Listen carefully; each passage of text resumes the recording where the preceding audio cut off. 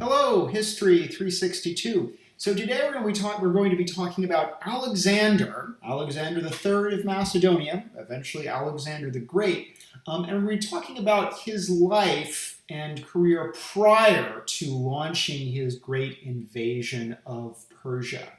Now, Alexander the Great, when he comes to power with the death of Philip II in 336 BC, is about 19 or 20 years old. He'd been born around 356 BC. So if you want to feel shabby about where you're at right now in life, you're sitting here watching this online video, and Alexander the Great was becoming king of Macedonia at about the same age as you are now.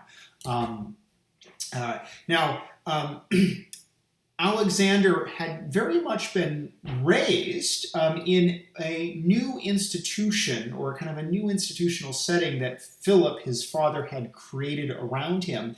And that it basically involves the reforms that Philip engages in to the court of Macedonia. And indeed, the royal court as an institution, seems to be another really important reform that Philip imposes, perhaps as important to as his reforms to the Macedonian army, the creation of the pike phalanx. And indeed, the creation of a strong court is one way in which Philip II is able to control all of these kind of big Macedonian barons who live around the periphery in the highlands and just sort of by their status as barons. And by the way, baron is an anachronistic term. It's using a European medieval term, but by their status as these sort of bigwigs, they leave traditionally the Macedonian kings very, very weak. So Philip comes up with a solution to this that actually is going to impact really the adolescence and the socialization of young Alexander.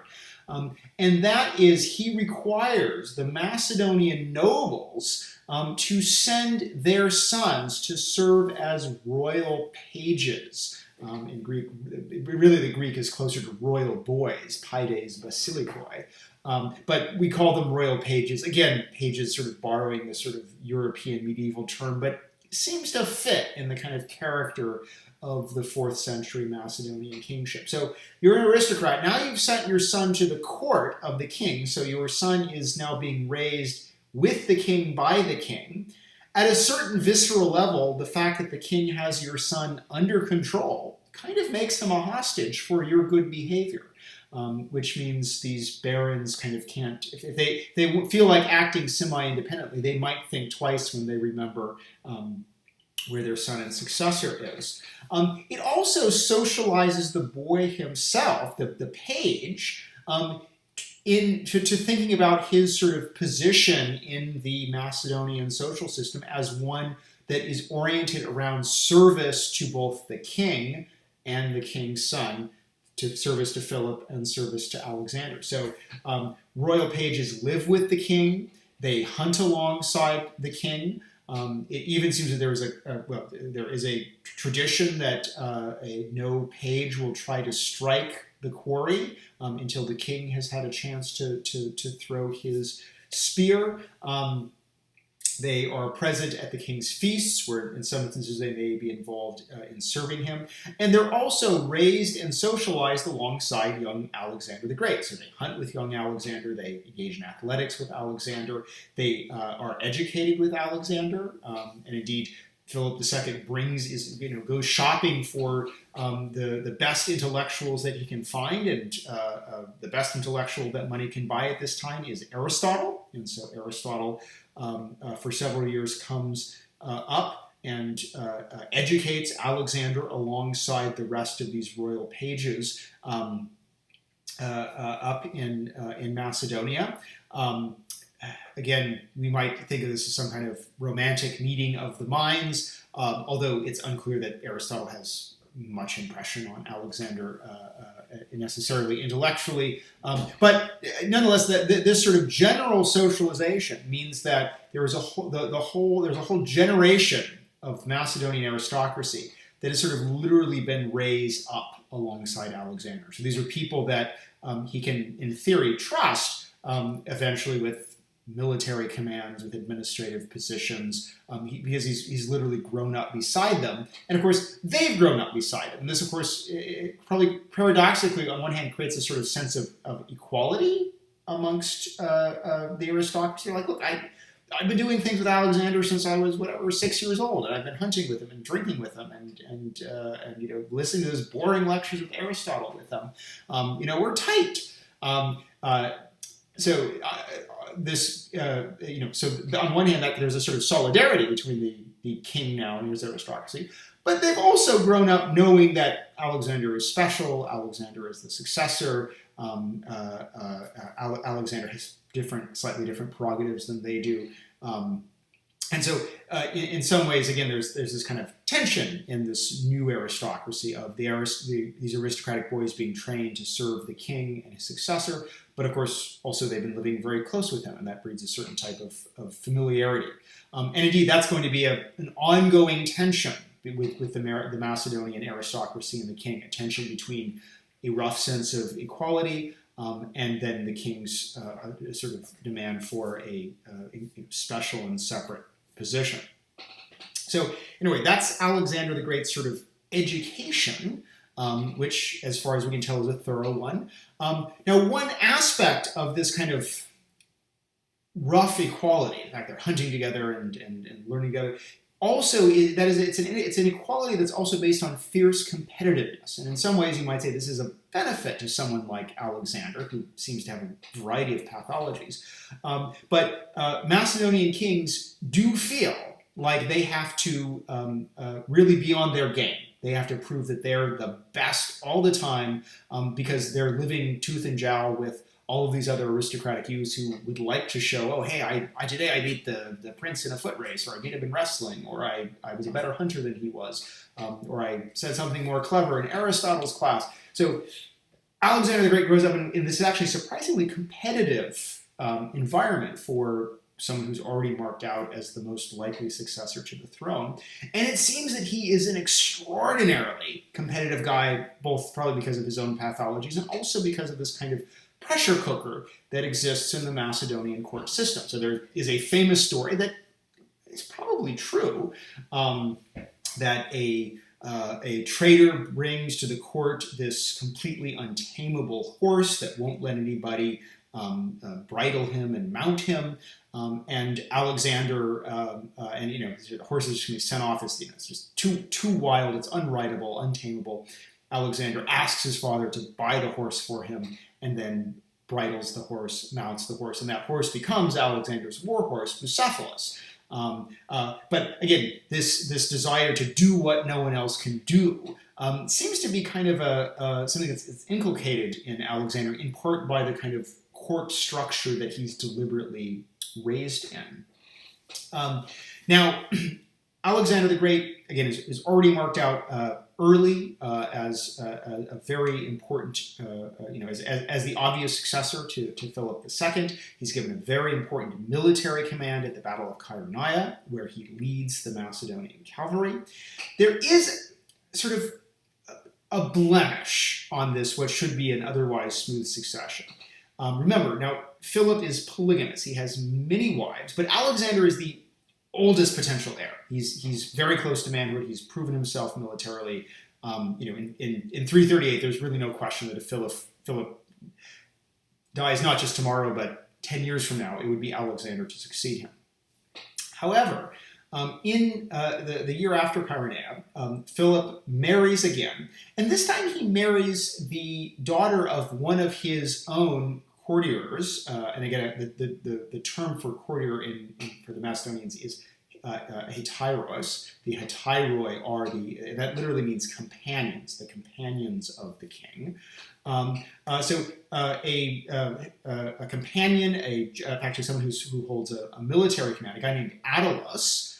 And so this is where Philip has had sort of various wives and maybe semi-wives who are sort of foreign, including Alexander's mother, Olympias, who is from Epirus. Now Philip has just married the daughter of a very high-ranking Macedonian companion. The daughter is named Cleopatra, a Macedonian royal name that will eventually give us Cleopatra in Egypt. And it seems that shortly after this marriage, there is some kind of spat at a banquet. Again, the culture of this court seems to involve very, very heavy drinking, kind of competitive drinking. Who can hold the most wine? And Alexander supposedly storms off and kind of briefly goes into a voluntary exile because he's so angry about this particular marriage. Although he eventually returns and is sort of reconciled with Philip shortly before Philip's murder.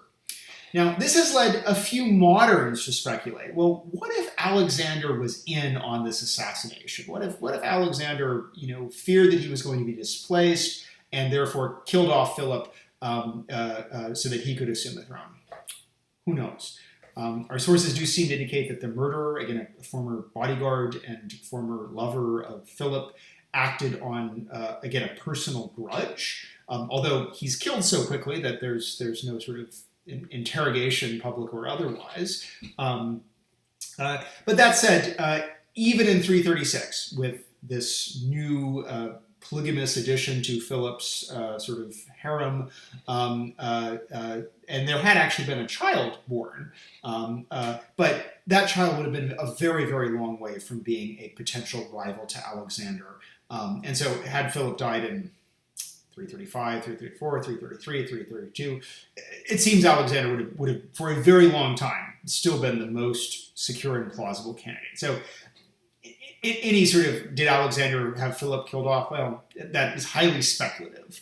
Now, Alexander does act with considerable savagery when he does take the throne, which you could argue that the need to kill off a bunch of your relatives does suggest that you feel that your position isn't maybe as secure as you'd like.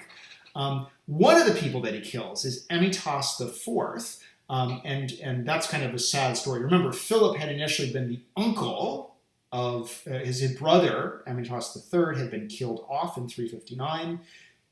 The son, Amytas IV, had been too young, he'd been a very young child, or practically a baby.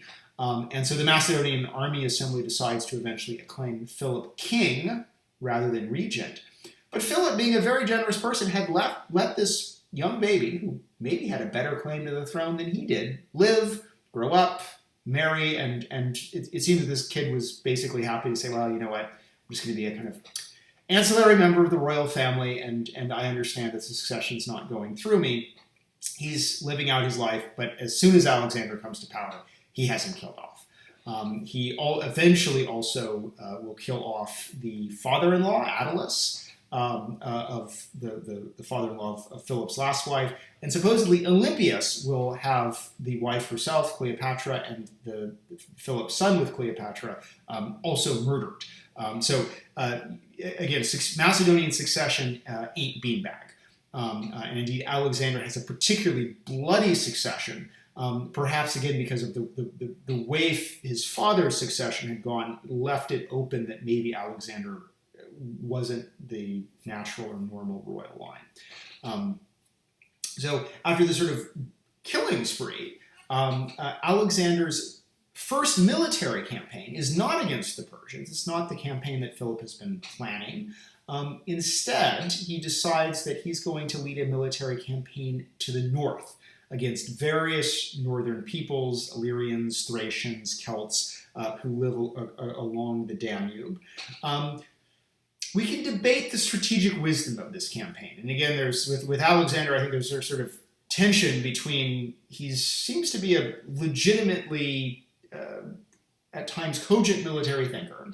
And so sometimes people say, well, the reason that he's marching north in 335 is he knows he's going to be away for a while, fighting the Achaemenids, and he wants to sort of shore up the northern flank by subduing all of the peoples who live up the north.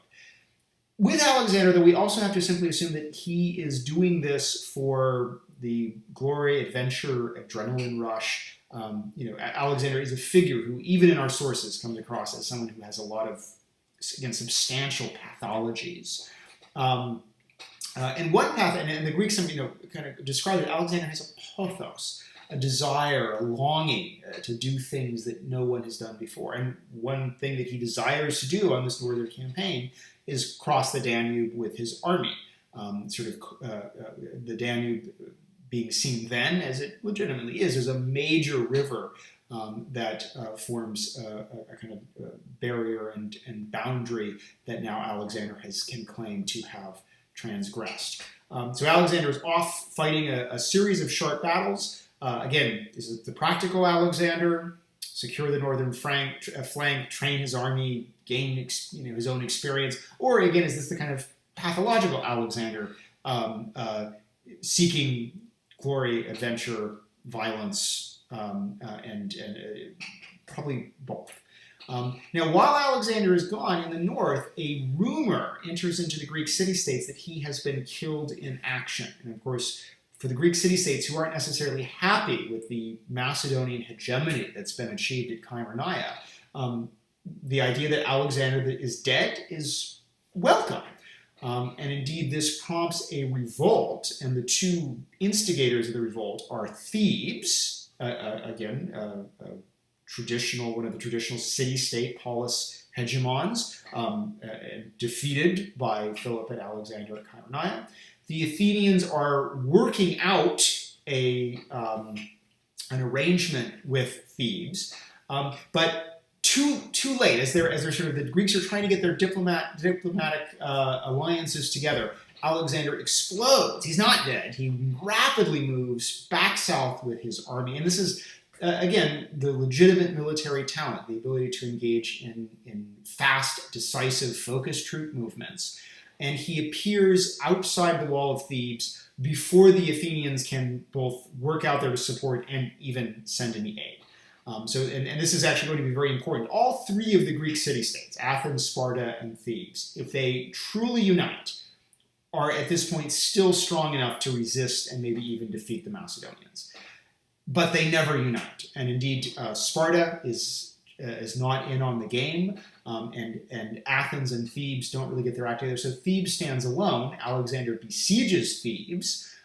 His men are able to breach into the city, and then Alexander gives the order to raze Thebes to the ground, to sell the inhabitants into slavery, and to destroy all of the buildings in Thebes except one. The one building that is left standing is the house of Pindar, the 5th century Boeotian poet, who had, among other things, composed a victory hymn for Alexander I, one of Alexander's royal ancestors. That house is left standing, but the rest of Thebes is gone, depopulated, razed.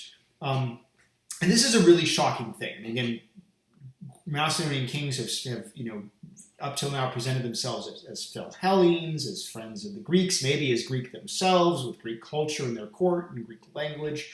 And now they've gone, Alexander has gone, and in a really moment of hyper-violence, raised one of the great ancient Greek city-states to the ground. And while occasionally Greek city-states are destroyed, usually smaller Greek city-states. In fact, the Thebans had destroyed a couple, Plataea, Lycurgus.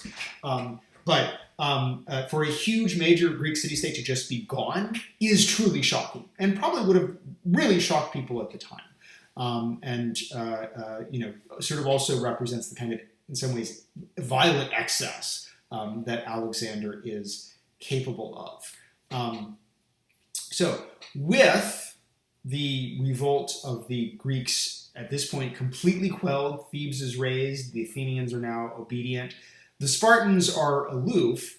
Alexander now in 334 is ready to make his final preparations for his invasion of Persia, which and will then cross over to the Hellespont and actually invade the Achaemenid Empire. So next week we will do the conquests of Alexander, which are going to completely reshape what the 4th century world looks like.